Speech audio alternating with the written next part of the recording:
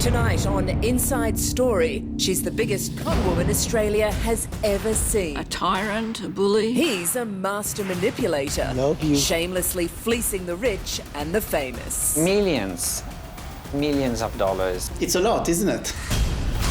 Dirty. It's like stealing from your parents. Rotten. I fell in love with him. Swindlers. Regina Subramanium. How this timid accountant stole $45 million. No fun.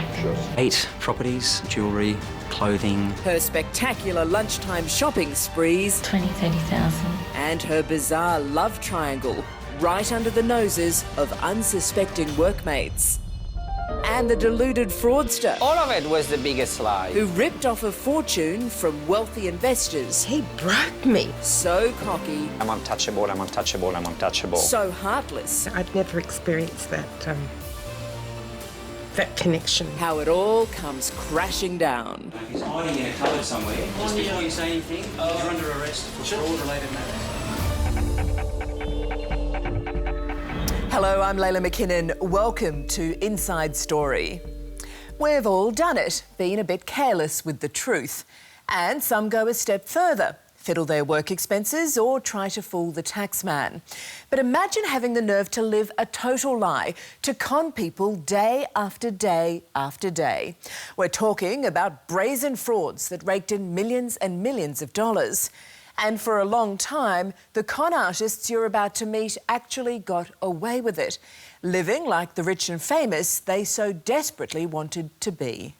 I am extremely well trained as a martial arts expert. I was trained as a military officer in intelligence service. Dimitri D'Angeles has all the traits of a very clever con man. He's heartless, predatory and a great actor. Foster parents put a gun on me when I was 16 years old. He's also a compulsive liar. We believe that everything Dimitri ever said wasn't true. For decades, Dimitri paraded as a multi-millionaire, pretending the prestige cars, flash boats and grand houses were all his. Not to mention the friends in high places. So that is when I met my kind of idol, Bill Clinton. But it was all just an elaborate facade, all part of a series of audacious cons that netted him an absolute fortune, a cool $8.5 million. He was over the top, he was slimy, and he was a good con man. That's my favourite. When he's on James Packer's body. James Packer, yeah. As we'll see tonight, Dimitri was shameless. Mine. That's your favourite. Dimitri praying with the Dalai Lama. Anything to dupe gullible investors into believing his shiny success story. Some of the photos are ridiculous, aren't they? They are ridiculous, yeah. But there's a sprinkling of real ones in amongst the Photoshop ones. And that's his secret, really, isn't it? That's his secret. Always mix up a little bit of truth with the fantasy and you never know. We believed everything he said, in fact. Everybody believed everything he said because he was so wealthy. Certainly with Dimitri D'Angeles, it's difficult to work out fact from fiction. He claimed he was a street kid who inherited a fortune from a mysterious benefactor. He bragged about working with some of the world's biggest corporations. What we do know for sure is that he was very good at fleecing the unsuspecting. Over the years, he befriended and conned many astute investors, people who should have known better. How much money did you give Dimitri? It started off at 50k, then it went to 100k and another 100k, and by the end it was, about 350,000. And that was when you sold your business and you sold your apartment. It was everything you had? Everything. But it wasn't just hard-earned nest eggs Dimitri was stealing. He was also stealing hearts. What did you like about him at the end of those 2 weeks? Like about him, I fell in love with him. It's how he was to me. He made you feel special? Yeah. Never. I'd never experienced that connection of what a man could make me feel like. He targeted people from very well-to-do backgrounds, people that were intelligent people, that already had made a lot of money, and some people that were looking forward to a very nice and comfortable retirement. Regina, can you please state your full name and date of birth? Regina Subramanium, 15th of the 5th, 1969. While Dimitri D'Angeles was loud, charismatic and very showy, Regina Subramanium was the exact opposite. She was demure and reserved, a plain woman. Subramaniam. You may not remember her name, but you won't forget her story. I just really can't explain. As we'll see later, Regina Subramanium pulled off one of the biggest frauds in Australian corporate history, embezzling $45.3 million from her employer, ING. As one of the old staff said to me, it's like stealing from your parents. Would you buy that sort of items of clothing for your wife? No. And she almost got away with it. Chanel. What's a Chanel? She bought 8 properties. She spent money on jewellery, clothing, cosmetics, accessories and lifestyle. Had she confided in anybody at all? Not that we're aware of. But the innocent-looking Regina Subramanium had more surprises in store. $1,000 wrapped up in a white envelope.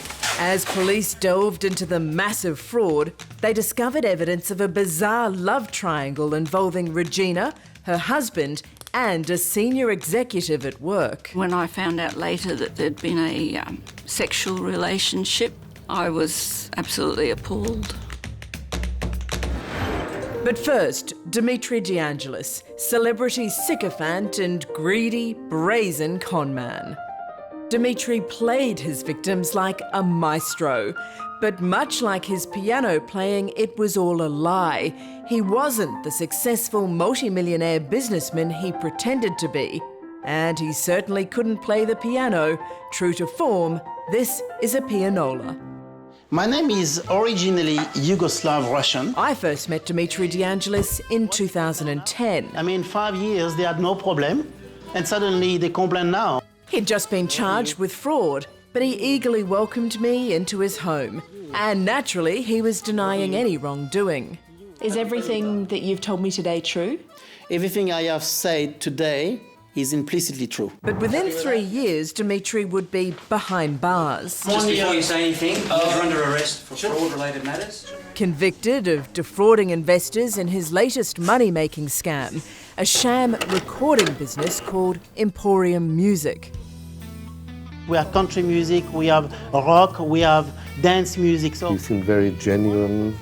I liked him a lot. I really got on well with him. Peter Schoonens was one of the many investors so blinded by Dimitri's charm that they thought of him more as a friend than a business partner. I gave him $100,000 to invest in the stock market and the $100,000 for Emporium.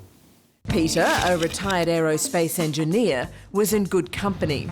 Other investors included a top-flight Victorian barrister, a professor at one of Australia's leading business schools, Paul Keating's sister Anne, and the former Deputy Lord Mayor of Sydney, Marcel Hoff.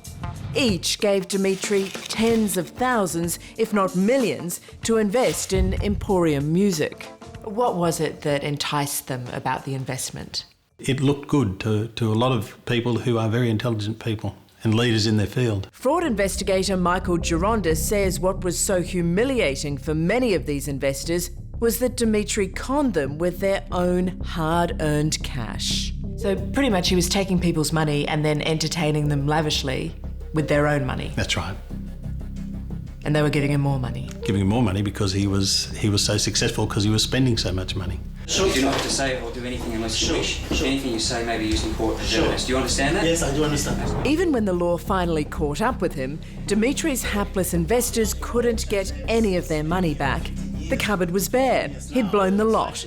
Or at least, so it seemed. And how much did they lose? Millions, apparently millions of dollars. So some people 100,000, they were handing out checks, some 50,000, some $1 million, and then they were talking to their friends, and the domino effect from it all is mind-boggling, mind-boggling.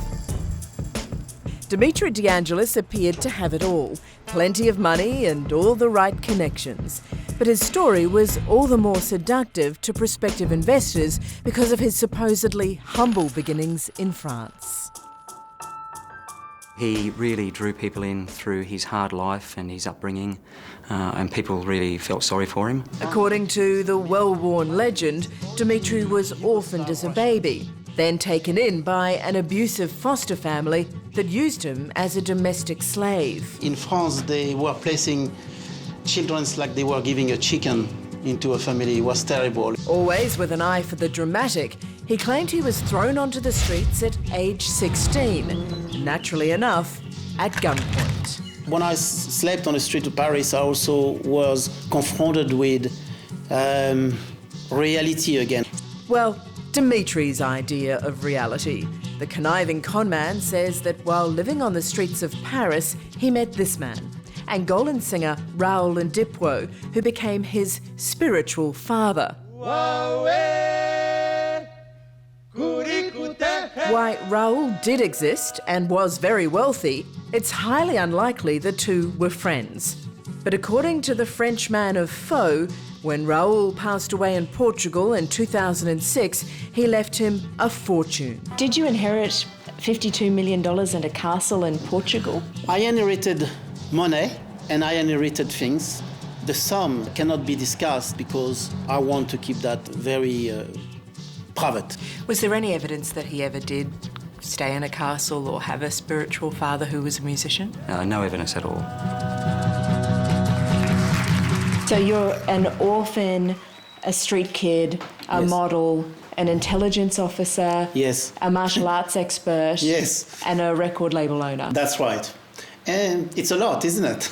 If you were to say this to someone that is have a normal life, they will say there is something wrong there.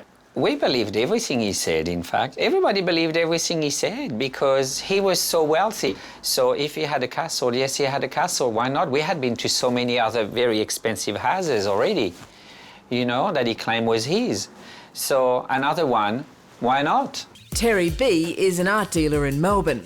He was friends with Dimitri for 17 years, introducing him to a handful of his own clients who invested with the fraudster. You like a bit of colour?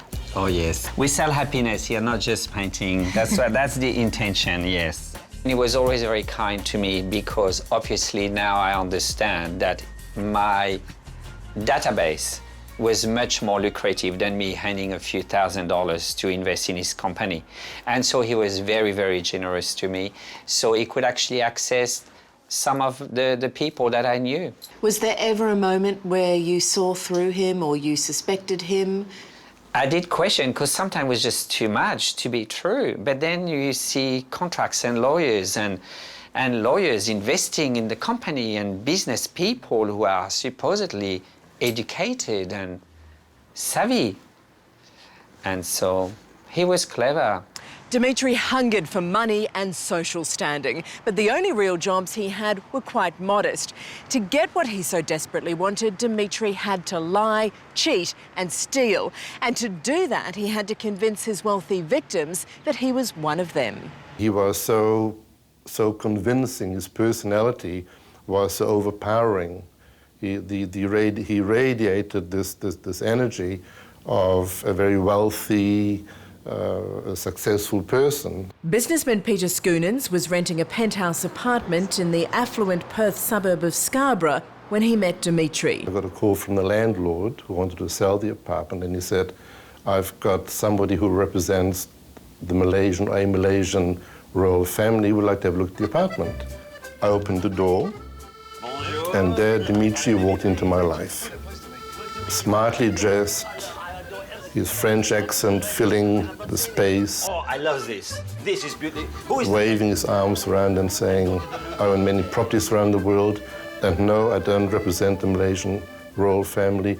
I'm looking at this for myself. Dimitri began dazzling Peter with his credentials, including, of course, the photos of his high-flying friends. Then the swindle began. Initially, he said, look, I've got all these analysts, 6 of them working for me around the clock, and why don't you take the money you wish to invest, give it to me, and I will give you a 20% return on the sort of money. And I thought, well, you know, 20% on the stock market, if you know the game, You can do it, and it saves me doing my own homework. He didn't say what he was investing. He said, I'm doing this, let me surprise you. Let me surprise you after 2 or 3 years. He did surprise me, absolutely. You know, that was all gone. Perth proved a lucrative hunting ground for Dimitri. On one visit, he met Peter Schoonen's neighbour, Lorraine Velichkovich. Divorced and with her own business, she was the perfect target. And for 2 weeks, Dimitri wined and dined Lorraine, lavishing her with attention. What did you like about him at the end of those 2 weeks? Like about him, I fell in love with him. It's how he was to me. I'd never... He made you feel special? Yeah. Never. I'd never experienced that, that connection of what a man could make me feel like. Lorraine was completely taken in, amazed a high flyer like Dimitri had time for her. I felt privileged that this wonderful man would help me. And how did you communicate with each other after those initial 2 weeks? Texts. It would be 20, 30 times a day. Yeah, it was definitely texts the whole time. Dimitri soon had Lorraine mesmerised. Over time, she sold her apartment and her business, willingly handing over the money to the conniving con man, despite the warnings of her best friend. She thought he was a viper, and she was saying, hey, this is nothing but bull. No, not here. And I'm saying, no, Stella, Lorraine, don't do it. He's a con man. He had no fears. He had no fears. That's probably why he pulled off what he did, because he had no fears. He used to say to me, I'm untouchable, I'm untouchable, I'm untouchable. And so I used to think, that's a bit much, that's a bit much. The smooth-talking Dimitri D'Angeles was well on his way to the wealth and notoriety he so craved. And in 2005 came his most ambitious swindle yet, a company called Emporium Music. We have country music, we have rock, we have dance music. After conning a handful of obscure singers into signing up to his new record label, Dimitri hit the road to drum up interest from investors. And being the good friend he was, Dimitri approached Peter Schoonens with the investment opportunity of a lifetime. He needed, obviously, seed capital, and for my seed capital of $100,000, I would get 30% of the company. Now, he had very, very detailed business plans, and I thought, wow, this looks quite promising. And yeah, I was quite impressed, actually. He had real companies. They were properly constituted. He had an office for a while in Chifley Towers. I don't think it did anything. It was always a show. It was never a real business. But it had to look like it was to get the people in. He harassed people non-stop on the phone and emails, and would tell them that we're very close, we're so close to hitting the threshold provided to us by ASIC, we just need a little bit more. We're almost ready to float, and then we're all going to be super duper rich. And with the returns Dimitri D'Angeles promised, he soon had plenty of interest. Dimitri claimed that every 1% share would be worth $6 million when the company was eventually floated in 2009. For Peter Schoonens, that would mean a massive windfall of $180 million. But Dimitri didn't stop there. To make the offer seem more attractive, he falsified documents to make it appear James Packer and Lachlan Murdoch were shareholders in Emporium Music. They weren't, but it was enough to dispel any doubts investors had in his bold new venture. Here I am, living in a dream. I think some of the investors went to dinner with some of the artists in the early stages, and the artists were excited because they were fooled and everyone was thinking it was fabulous and it was going to do remarkably well, but I think there was only a few CDs produced. And of the handful of CDs that were produced, most were handed out to his investors or strategically placed in shops to feed the illusion of Dimitri's stable of stars. If he was with a particular victim, he would arrange to have maybe some CDs placed in a music shop nearby and then walk past that shop, show, look at these CDs, this is my business here, they're selling them here. He was very clever in where he placed his props, which he used to defraud people. While Dimitri captivated investors with Emporium's hot new acts, his 2-year relationship with Lorraine Velichkovich was warming up too, or at least that's what she thought. And you got in deep, didn't you? Oh, yeah, I did. I came over for a weekend and he said, I think it's about time that you moved to Sydney. And that was like an invite for me to come over and be with him more often. And she did just that. Dimitri had already convinced Lorraine to sell her business and hand over the proceeds. Now she sold her Perth apartment to move to Sydney, giving that money to Dimitri too. But that wasn't enough. He demanded even more. He was saying he needed, you know, $340,000 extra, and I just went, well, and I said, I'll insult you if I told you how much I could give you. So I said the amount, and he said, oh, no, you can give me that as well. So by the time I got to Sydney, I was living on virtually nothing. So you stayed here when you moved to Sydney? Yes, I moved in here and stayed for 6 months. And did Dimitri put you up here? No, I was paying him rent. You'd sold your house and given him everything and you were paying him rent? That's right. As it turned out, Dimitri didn't even own the apartment, yet he gladly pocketed the $500 a week in rent. How often did you see Dimitri when you moved to Sydney? Yeah, it would have been 5-6 times. Had you imagined that you would be spending all your time together? Yeah. Did you have a physical relationship? No. Did he have a reason why not? He said he had a brain tumour and they were doing experimental drugs on him, and he'd said that he couldn't have an erection for 2 years. As the deadline for the public float of Emporium Music loomed, the truth was closing in on Dimitri D'Angeles. He'd promised investors a handsome payout when the company went public on June 26, 2009. But that date came and went and nothing happened. And the incessant phone calls, emails and texts from Dimitri came to an abrupt end. That's when they all started contacting him, asking him when it's happening, and that's when he started deferring them and putting them off the trail and sending text messages to say he was away, he was in France, he was overseas. Every week we started getting a new victim in to tell us what had happened. How low did you get when you found out that it had all been a scam? I wanted to die. I couldn't believe it. What are you talking about? Do you have search warrant? Yes, we do. Please show me the warrant. Yes. The gig was finally up, but when Roland Winter and his team arrived to arrest Dimitri at his home on Sydney's North Shore, his longtime boyfriend, yes, his boyfriend, Aaron Hung, denied he was home. So we need to speak to Mr. D'Angeles. Oh, right. He's not here. You need to tell us where Dimitri is. He was here about 20 minutes ago, and if he's hiding in a cupboard somewhere, No, there's no one. There's no one. That's my bedroom. But police soon found Dimitri, and, smooth as ever, he couldn't be more cooperative. I pay rent here, so I'm Just only... before you say anything, you're under arrest for fraud-related matters. As they searched the house, police found some of the precious few CDs Dimitri did actually produce. There was a fake Order of Australia medal, electronic records of his meticulously crafted business plans, and a number of his prized photos. What they didn't find was any trace of his ill-gotten gains. I just must say that all of you have been extremely polite and extremely well-mannered. Where do you think all their money went? On his props, his cars, his dinners, his holidays. He wouldn't go anywhere economy. Everything was first class and Rolls Royce. I looked at the spending from his accounts. There was a lot of cash, so who knows where that went. You think maybe there's a stash?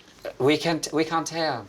But would somebody that clever to pull this off for so long, knowing that there is a risk for him to be put away, would actually come out with nothing at the end of it? To me, I doubt it. Dimitri certainly showed no remorse, and throughout his trial, he denied any wrongdoing. He eventually pleaded guilty to the Emporium music scam and is currently serving 12 years in prison for defrauding more than a dozen people of $8.5 million. Yet for all the pain those victims have endured, some, inexplicably, still have fond memories of the larger-than-life swindler. I don't regret the time that I was with him, because until the truth came out, he never spoke to me ill. He filled my heart. I was going to be with him for the rest of my life, so the 3 years that were so close, I never regretted a moment of that. It's just when everything went, the truth came out, he broke me. It was exciting, and nobody had ever experienced anything like that before. What would you say was the biggest lie Dimitri ever told you? All of it. All of it was the biggest lie. In fact, what I want to know is what is the real story? Who is this man? How do one become so good at being so bad?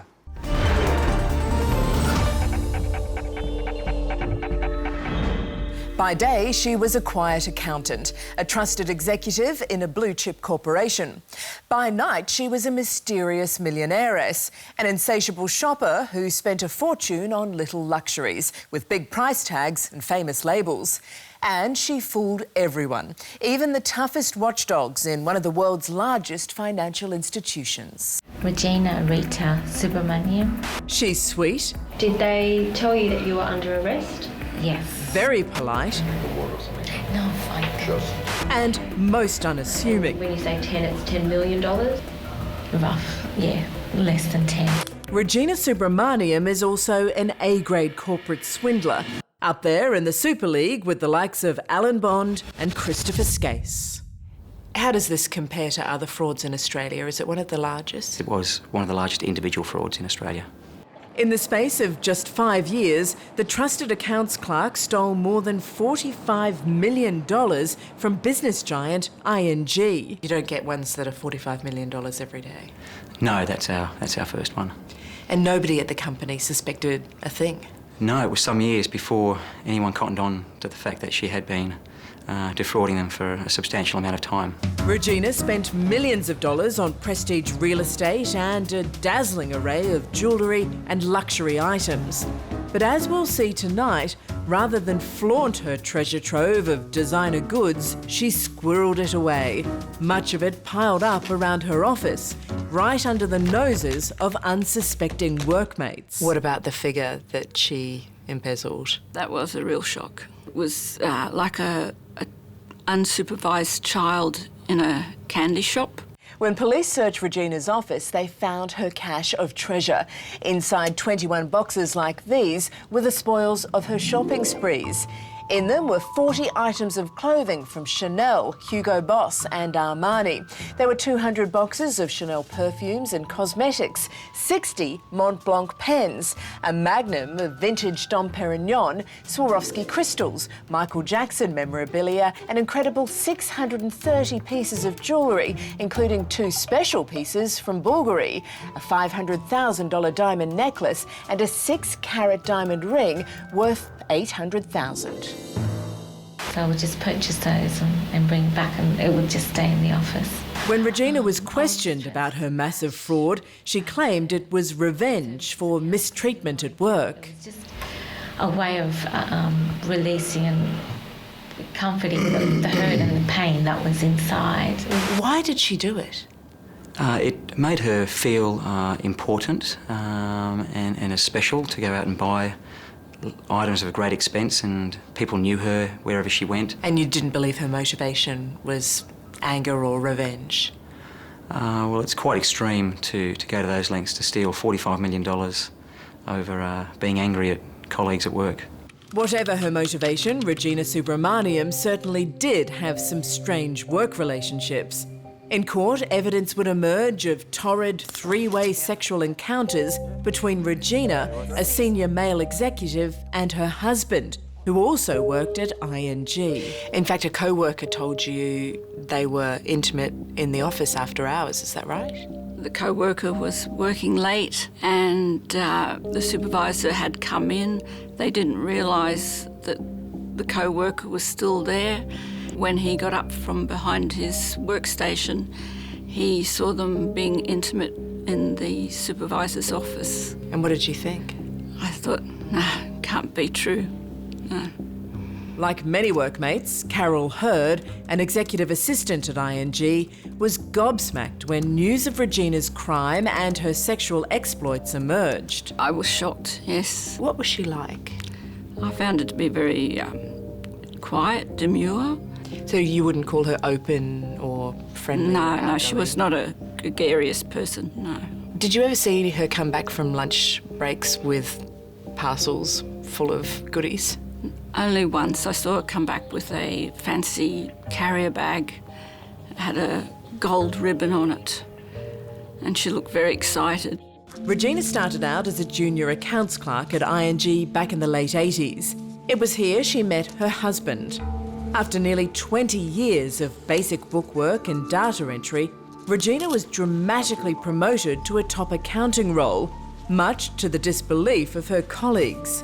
It was her husband and their lover, the senior company executive, who promoted her. What's your position at ING? Senior financial accountant.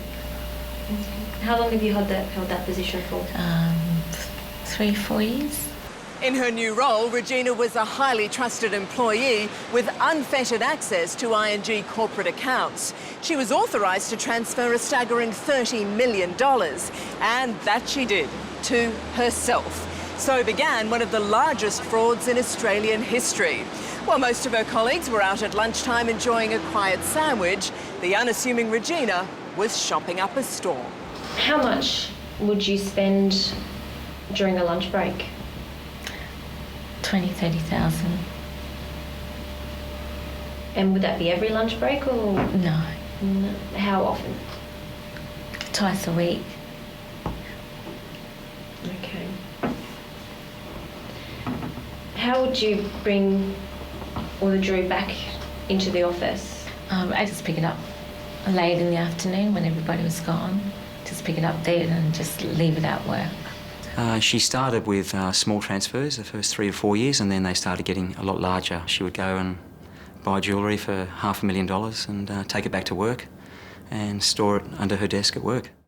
Not surprisingly, the stores and boutiques loved Regina. But it wasn't any old shops she was visiting. For Regina, it was all about the pricey designer brands: Bulgari, Paspaley, Chanel, Hugo Boss. And given the endless supply of loot from ING, money was no object. They just told us that she would come in very frequently, and she was a great customer. Regina spent an estimated $13 million at her favourite store, Paspaley. And her loyalty was rewarded with a holiday on one of the company's luxury pearling boats, along with her husband and her friend Nolene Keane Ward. Did they give you any gifts in return for their customers? We just had one trip with Paspaley. They just took it to Darwin and back, and that was all. Regina also lavished money and gifts on staff at the upmarket stores she patronised.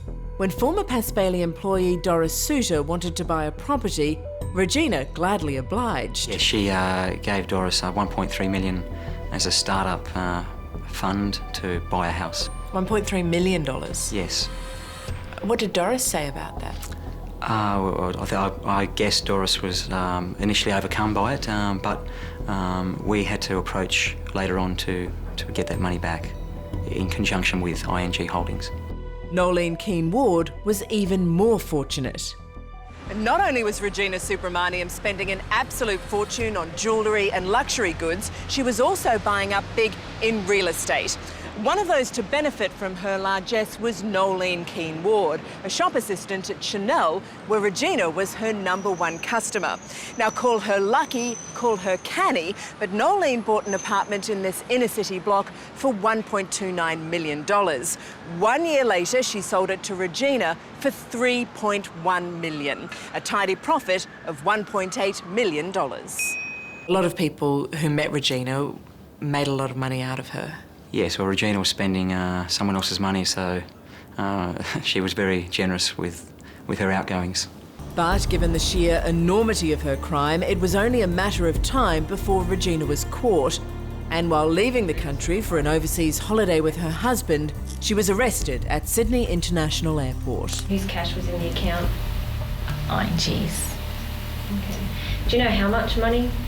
maybe 12 million or less than 50. It's definitely not 30, so I don't know where 30 came from. How would you describe Regina's actions? A betrayal. Betrayal of the trust. Did you ever expect, though, that the embezzlement would amount to the amount of money that it did? No, I didn't expect any embezzlement. On October 4, 2009, Regina Subramanium was arrested at Sydney Airport with her family while setting off on an overseas holiday. At first, Regina downplayed her crime, acting as if it was little more than petty theft. Did you buy anything else other than jewellery or Chanel? I'll do some Tiffany's and Mont Blanc. That was... Yeah. Did you buy any particular pieces of clothing? Oh, Hugo Boss, Armani. But police weren't fooled, and while she was being questioned, they visited her home in the neat middle-class suburb of Castle Hill. 2 more bags of Christian Dior. Regina's husband showed them through the house as they searched for evidence. Can you remember you seen this before? No. You haven't seen that before? What did police find at her home? It was a cascade of jewellery, clothing, a whole walk-in wardrobe full of items, money. Police were there for a long time, cataloguing everything. Handbags, perfumes, fine fragrances and high-end clothing, filled from top to bottom with a walk-in wardrobe everywhere. Despite being surrounded by box upon box of luxury goods, Regina's husband denied any knowledge of her audacious, multi-million-dollar fraud. Would you buy that sort of items of clothing for your wife? No. Okay. Would she? We don't know. Surely her husband saw those goods. Well, one would suspect that he laid his eyes on those items. Whether he knew exactly where they came from, we don't know. She denied that he knew anything, didn't she? Yeah, she said it was all her doing. Was she and her husband living a lavish lifestyle? No, wouldn't. Not one of opulence. It was just an ordinary suburban husband and wife. But their sex life was anything but ordinary. Police soon learned of Regina's raunchy encounters with her husband and their work colleague. They were having some kind of three-way relationship. That's correct. Now, legally we're not allowed to name that person, but would it be correct to say that he was in a supervisory role? Yes. And he was having a sexual relationship with Regina and her husband? According to what was said in the court, yes. But I myself couldn't see it, but obviously it was happening. But despite the sordid rumours and growing unrest with Regina's management style in her newly acquired senior role, most staff felt powerless to act. She was a tyrant, a bully, and used to verbally abuse the staff. Did you express any concerns about Regina to senior management? On several occasions. What were your main points to them? Well, it was mainly in regard to her treatment of the accounting staff initially, and the fact that the staff were complaining that she couldn't help them with the higher level accounting. And what did they do about it? Nothing. What were her qualifications, do you know? As far as I know, she had no formal qualifications. While most work colleagues had very little confidence in Regina's financial or management skills, she proved masterful at swindling money out of her employer. Although she later told police it wasn't about the money, she blamed deep-seated psychological problems caused by sexual abuse as a child. She said that she was abused as a child and that she had been abused by somebody at work. Was there any truth to that? There's not a great deal of evidence to support that assertion. Why was she so angry at the company? She felt some of the employees had wronged her, and she just spent their money as a way of getting back at them and the company. How Regina swindled ING was painfully simple. She transferred more than $17 million into her own bank accounts and a further $11 million directly from ING accounts into those of Paspaley, Bulgari and Chanel. There's a couple of $1 million still unaccounted for, and she spent more than $18 million on 8 apartments. What about properties? Okay, there's 4 in Bondi, there's 2 in Kirribilli and 3 at Kirribilli. And how did you purchase those? Through the funding from corporate services. Okay. Through ING? Yes. Okay. Did she think that she wouldn't get caught? The personality that does that type of spending and commits those sort of offences, they never believe they're going to get caught. They just keep going on until eventually they do. But, I mean, 5 years is a long time to be committing offences of this size. And the frightening thing is, Regina very nearly did get away with it. When she was arrested, ANZ Bank had almost completed a takeover of ING. Regina's department was about to shut down, and she was banking on any evidence of her crime vanishing in the process. All she had to do was remove her multi-million-dollar stash from the office. What were you going to do with all the jewellery?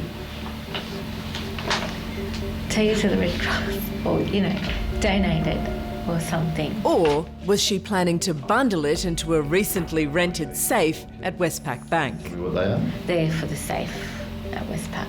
The safety deposit box? Yes. Okay. Is it 2 separate safety deposit boxes or is it 2? 2 doors, which... Okay, double door, yes. turn it and lock it? Yes. Okay, that's fine. And you said you've had this for a couple of weeks? Yes, yeah. Nothing, never used it? No. What eventually brought Regina unstuck was the suspicions of an executive at Paspaley who became alarmed at the source of all the money she was spending. By then, Regina had splurged $13 million at the exclusive jewellery store.